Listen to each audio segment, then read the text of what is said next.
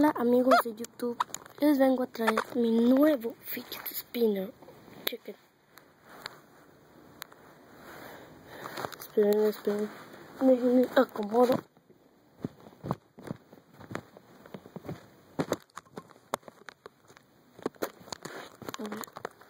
No sé si se verá bien, pero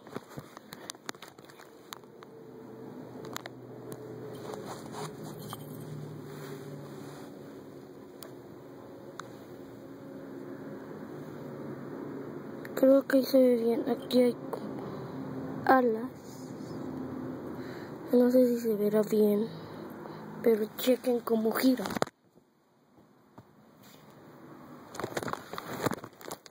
Aquí estoy. Puede girar el ojo. No sé si se verá bien en el video, pero aquí tiene un ojo. Esto es un ojo. Y puede girar. Pero es modo gasolina. O sea, me gustan mucho los spinners gasolina. Y pum. Y tal. Escuchen eso.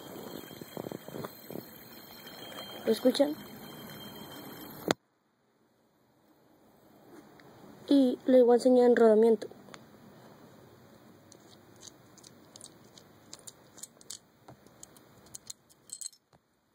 Es muy chiquito. Es muy chiquito ese rodamiento. O sea, miren. Es de este tamañito. Casi el tamaño de mi dedo pequeño. Más pequeño. Déjenme lo acomodo de nuevo.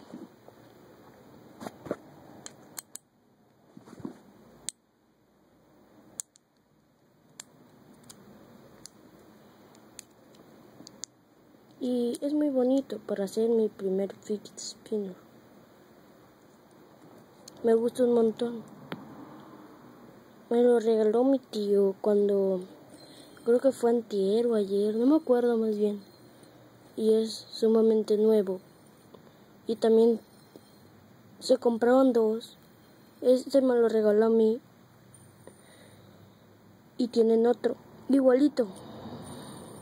Pero me gusta este fidget spinner. Bueno, adiós amigos. No sé si subiré más videos, pero este es mi nuevo video. Adiós.